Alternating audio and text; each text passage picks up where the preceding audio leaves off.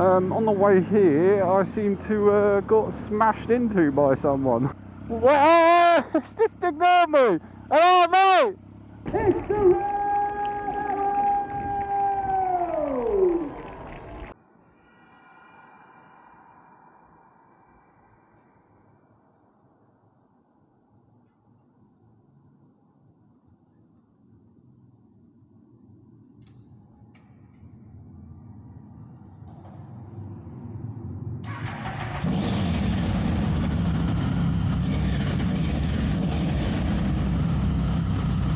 What up, everybody? It's your boy here, Motorburt, and we're out on another little ride.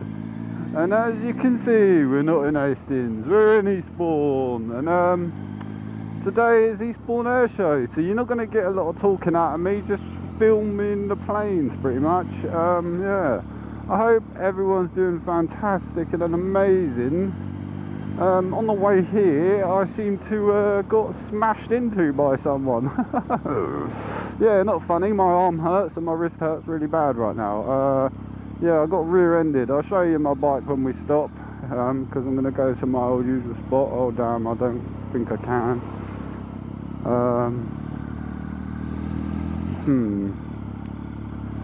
Yeah, so I'm a bit confused. But I was going to go to my usual spot and show you, but I can't. So I don't know. We'll speak to these people here quickly. Can I get up to, like near Galley here? Not Galley here. You can't get past the pier. There's a barrier across now. So can you get around just... Yeah, if you just go, you have to go through town basically. And that will take you up to, You can't go along the front. not all the way along? No. Where can I park? Can I just park my bike there? Or will it get ticketed? There's some up Devonshire Place. You know Devonshire Place? No idea. You don't know Eastbourne? No. Yeah, we can't let anybody park up there, unfortunately. Yeah, so does that just... Around here, just on the side. Round the back there you might find a place. Alright. Whether you want to leave it round the back. Yeah, it'll be fine then, man. Alright. Sorry. No worries, mate. Thank you. Well, yeah, we usually go through there, but we'll find somewhere to park. And, we'll have to walk, I guess. Yeah. Can we go up here? I just want to park my bike somewhere, but I don't know where to park it. Oh, my old arm hurts so bad, man. What's this place? Can I park it here? You ain't gonna be naughty and park it here? We'll find somewhere around here to park it, right on the beach, near the beach. Surely we're about to park it up there. Sorry. I don't know. I'm trying to get it somewhere as close as I can get it. Like up there, maybe. Oh, my arm hurts so much. Do you live here? Do you live here? Yeah. Do you reckon it'd be alright to park my bike up there? I don't know. I don't drive, so Oh. I don't know much about the parking rules, I'm afraid. No worries. I'm risking it. I'm risking it.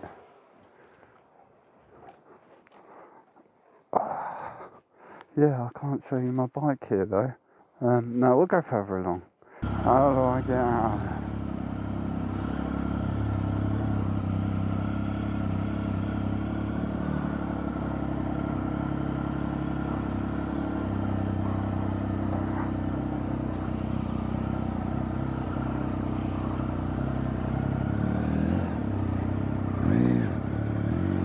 Just like that. Oh my god, people. I'm doing all these manoeuvres and my shoulder and wrist hurts so bad. Not good. I just don't know where to park. I hate Eastbourne, innit? I hate it. You just never know where to park in this place. It's so confusing. Road closed and everyone's going up there. Oh, lots of coaches. Like I say, yeah, we'll get back to it when we find a place to park, I guess. Yeah, these boys are there. I stand here like a weirdo. You know. Well, just ignore me. Hello, mate. Where can I park this?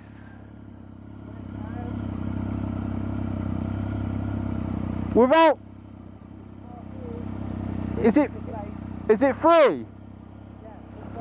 Alright, mate. Alright, thank you. He's just ignoring me, Oh, here we go. We've got a place we can park now. We've hunted somewhere down. We'll get to the end because I ain't walking. And I'll show you my old bike. Oh, look, here we do. Perfect. Ta-da!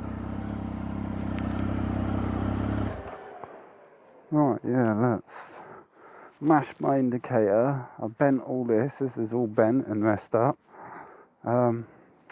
Don't know if you can see it. It's smudged all here, all there, and all on here it's smudged, and it's scraped here. But these crash buns protected it pretty well. Yeah, just smacked right into the back of me, and I just went flying forwards and fell off. Right, so yeah, you beautiful people. Get my key out my bike. Yeah, we'll get to the old spot and then we'll see the old planes.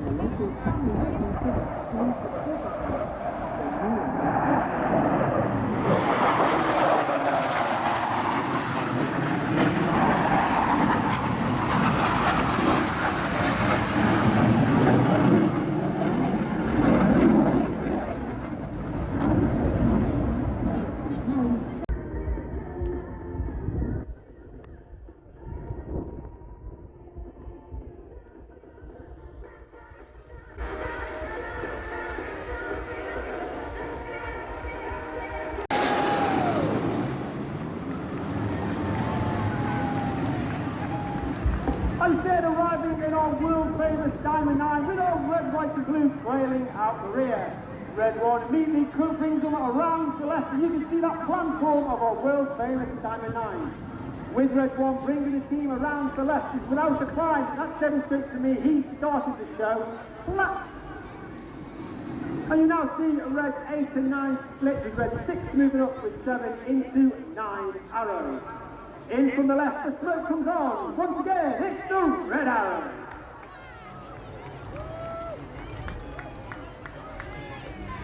Keep your eye on Reds 8 and 9, which are on the outriggers. They perform a railback and change the shape into red. Leading the team this year, we have a new team leader, new Red 1. That's Fun Leader John Bond, known as Fundy.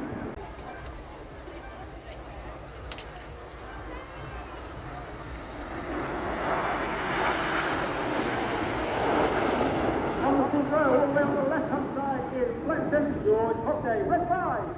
First year in the team, he's a former Typhoon pilot, flown with 11 and 14 RAF and He's also taken part in operations over Iraq and Syria, as well as taking part in the East 20th anniversary of the final flight of one of the most iconic aircraft ever in aviation history. As the team roll out, there is no mistaking the wonderful and majestic shape of Concorde.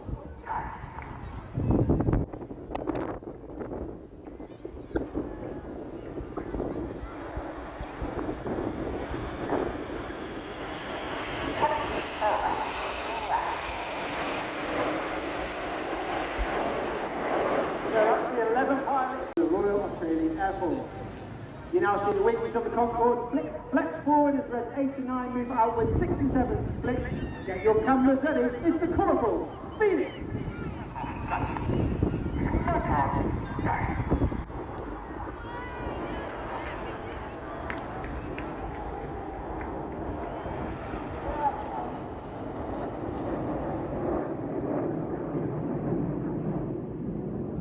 In the middle of that.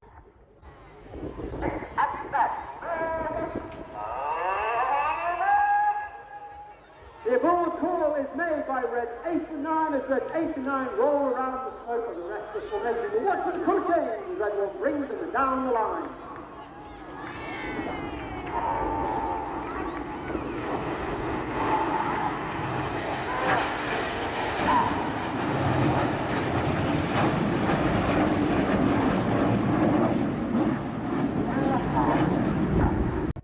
Anna, great.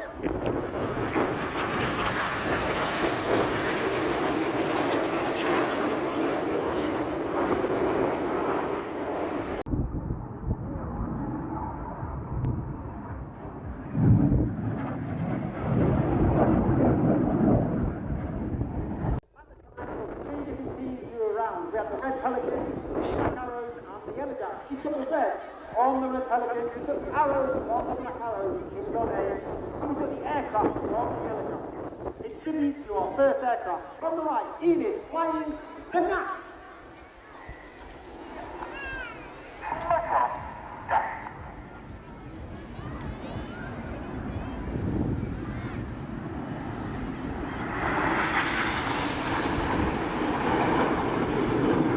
Continue flying the Gnat right away up until 1980 when we took. As we come to the end of the first half and start the second half, we now see a manoeuvre not flown since 2003. This is the 5-4 split.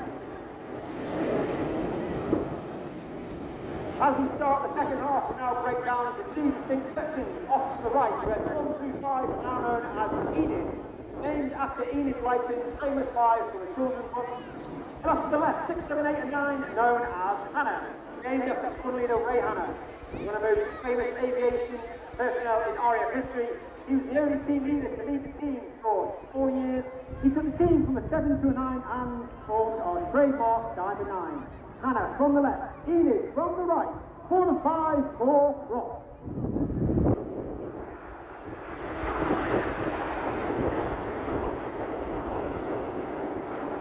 Keep your eye on Enid to the left.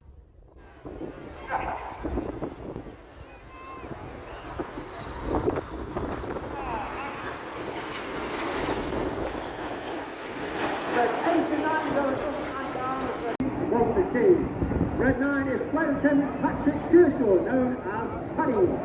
Paddy is in his third and final year of the team. Former Colonial pilot, former Titan pilot. He lines up with Enid in the distance. 4, produce.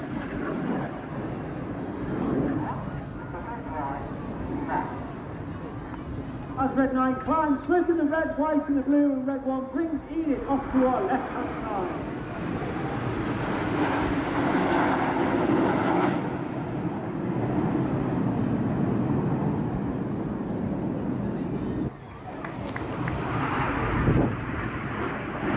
Look up to your top right-hand corner, you can see Red 8 coming in as Red 8 spears the half. Red 8 is Flight Lieutenant Fitz Walker. Second year for the team, former Harrier pilot, former Typhoon pilot, a former qualified flying instructor of the Hawk Team Mark 2. Ladies and gentlemen, boys and girls, let's give Red 6, 7 and 8 a massive round.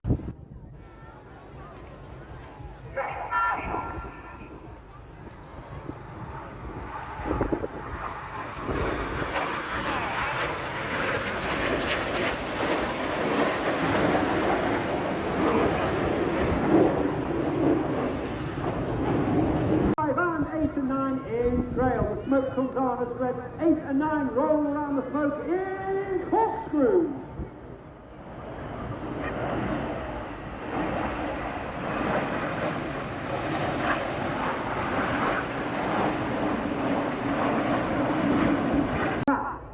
Red 6 and 7 on top in the inverted position, now working extremely hard. They're pushing negative G They're fighting against all the blood that's pushing in their head as they maintain a mirror position with Reds 8 and 9 underneath.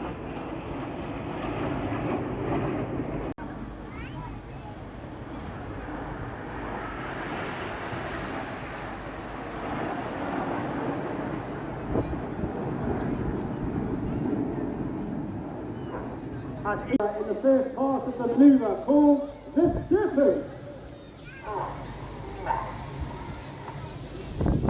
And you can see Red 1 bringing Enid round to our left, smoking our famous red, white and blue. That smoke is only capable due to the smoke pod under the belly of the aeroplane. There's a small tank underneath the belly of the aeroplane, and that smoke pod is capable of producing approximately 5 minutes of white smoke, 1 minute of red smoke and 1 minute of blue smoke, with all of the colours having their own. That closing speed of over 800 miles per hour, just to pass each other with only 30 metres, that's 100 feet from wingtip to wingtip. Each aircraft now pulling hard, that's 5 to 6 feet, which means everything about them is now weighing 5 to 6 times heavier than what you and I are as we stand on the shoreline. Once again now, Red 7 off to our right hand side, smoking blue. He's looking through the top of his canopy, looking for Red 6 to ensure that he misses him back round as they complete the manoeuvre called Carousel.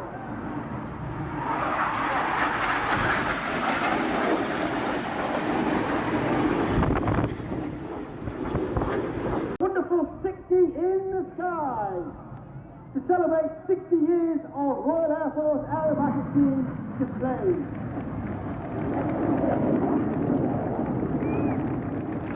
Red 6 out.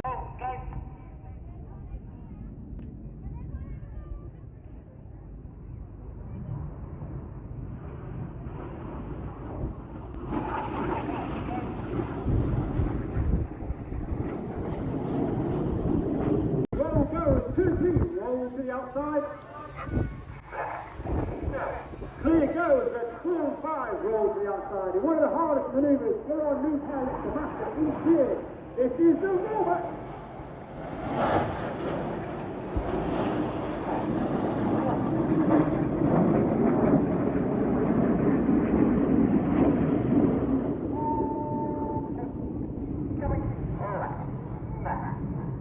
Please put your hands together for the 2024 Royal Air Force aerobatic team.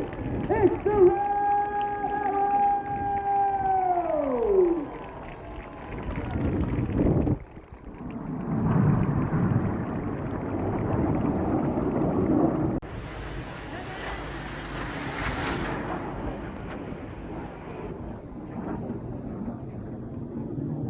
Half Cuban, barrel rolls and boots, and also we're varying the speed, of course, because this has got quite a good sort of speed envelope from that 350 knots there back to level speeds, essentially for the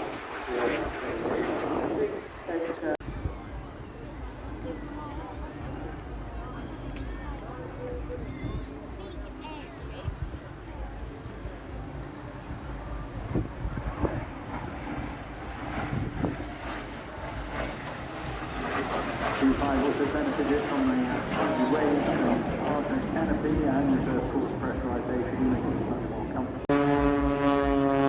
Yeah, fantastic looking aircraft, isn't it? And that's his trademark in knife edge low level pass just to get going. He's going to go upside down, inside out, and actually close around the sky until you are thinking. And managing the duty, of course, as possible. The early stages nowhere near the pressures Typhoon pilots, of course, have to withstand. This being a relatively gentle aircraft to fly.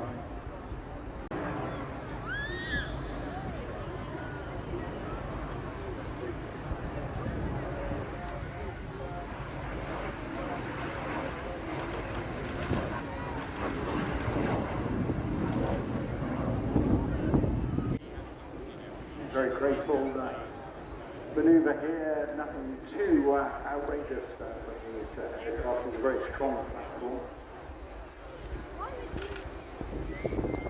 As I mentioned, celebrating its 70th anniversary from when it first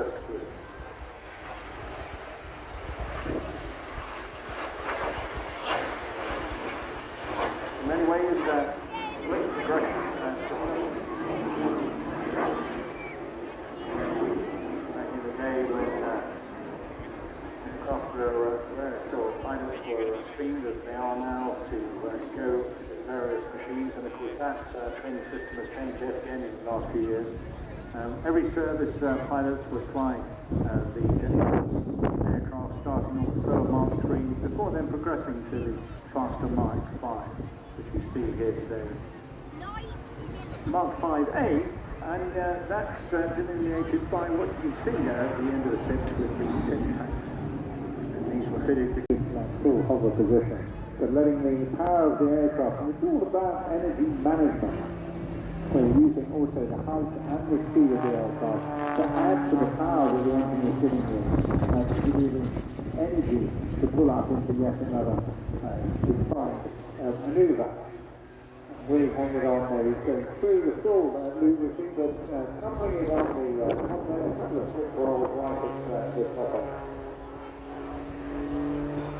This aircraft further modified by Richard himself, built from scratch over the 4 years, based on the S2S aircraft, but incorporating a whole load of his red and white Union Jack aircraft, G-Whiz, that he flew for many, many years here.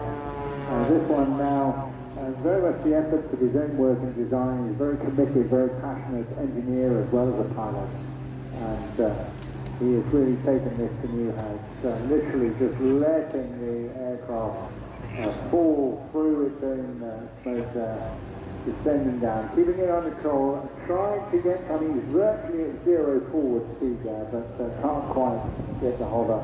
The heart of it is massive, great 6-cylinder, 8.5 litre Lycoming 540 engine. Gets a bit of power now. I understand that although this is a heavily modified aircraft, that today the jet engines that is sort of strapped to the forward fuselage aren't actually operating today, which is a great shame, but nonetheless it's still got heaps of power in the piston engine on the front end, and of course a small light aircraft. He's coming through now, inverted, all the blood rushing to his head, going through, turning that into another sideways, or probably go through the rest of the top very shortly before pulling away. And what a sporting little aircraft this is. Designed back in the mid-40s, I mentioned, by a guy called Curtis Pitts, who is an American, or was of course in those days, and designed really to win aerobatic competitions. And he dominated the world's aerobatic competitions from the 60s, and particularly in the 60s and 70s. And even today, as you can see, remains a really potent competition aircraft. Many of those who've converted subsequently to the extras and X-ray 41s and 42s and the like will no doubt know that this still remains a favourite toy to play with if you can. And it takes us way back to all those wonderful teams we've had here in Great Britain in the 70s, and like Sir Brian Lacombe, who made aerobatic flying what it is today. And Richard, however, came through a different methodology. He was a Royal Air Force pilot, very much got the DNA in his blood from his father, nothing compared with what he's doing with the aircraft himself. A bit like jumping in a washing machine and putting them on fast sticks. Do not try this out there. You can see there the massive size of those wings and large air efficiency compared to the ordinary ones. Very fast spin rate.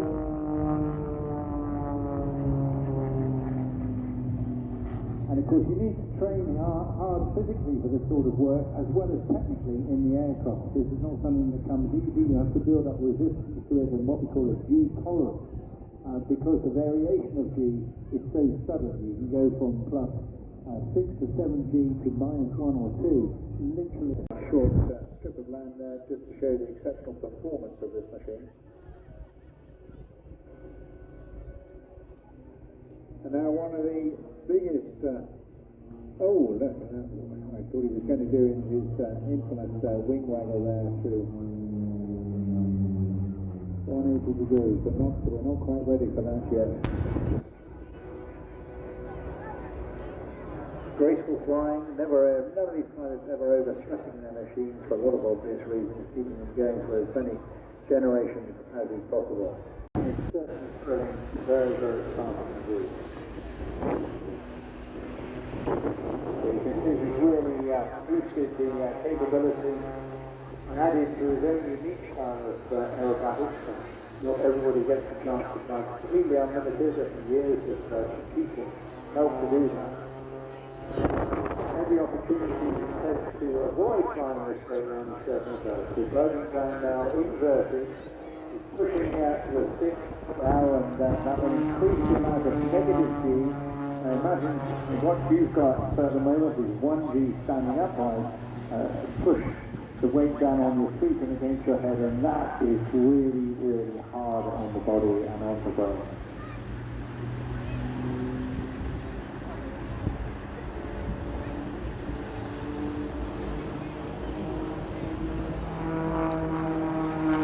The early years of aerobatic flying these particular aircraft, very famous crossing the stage by a lady called Betty Skelton. Would look like. Here he goes. This will be his last manoeuvre, so at the end of this you can give him a big wave. That'll be his finale. Look at that. That is seriously steep, isn't it? And the aim there being to land in literally just a couple of hundred yards, avoiding enemy fire as he's coming in. Just see how slow the aircraft is now maneuvering. Fantastic stuff. Tony De Bruyne in the OB-10 Bronco. Yeah, I think I can see him giving you a wave as well. The left-hand side, so you saw it well before I did. A bit restricted down towards the pier in there, but coming in low and slow. Tony De Bruyne in the OB-10 Bronco. Brilliant machine, this. Incredibly flexible. It looks perhaps benign, but I can assure you it's not.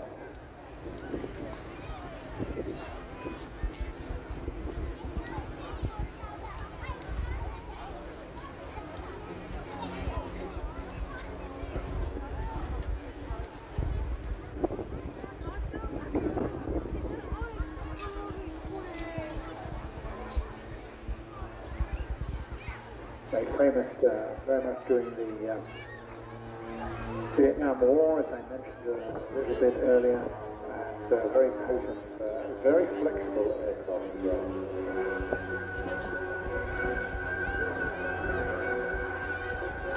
Essentially, it's, as you can see, turboprop powered aircraft, light attack and observation aircraft developed in the 90s. It's worth really in the combat, literally right in the heart of the combat activity zone.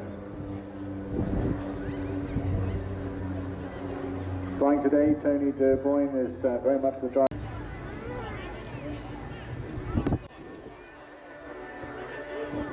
Menacing looking aircraft, absolutely superb.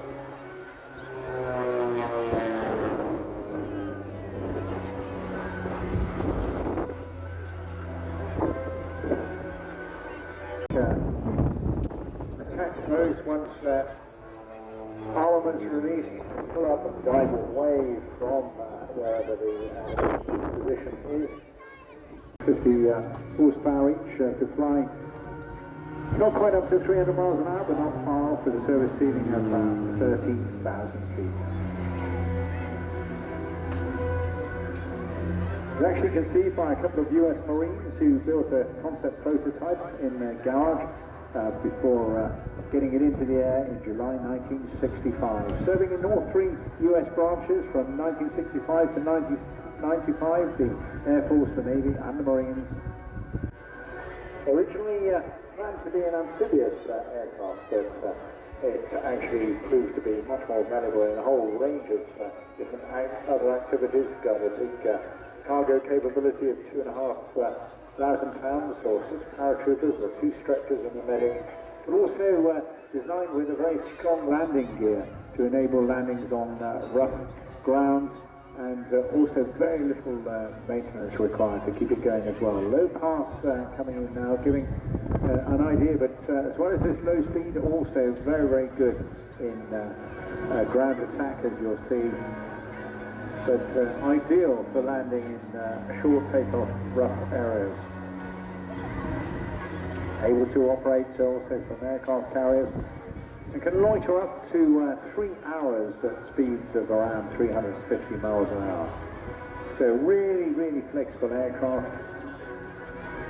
This particular one was actually a German tow. Well, there you go, you beautiful people. A lot of the planes got cancelled. So yeah, we're going back to the old bike. You know the old drill. Like and subscribe. Hit the old bell so you get notified when I upload. It's the feathers. And most of all, peace out and ride safe.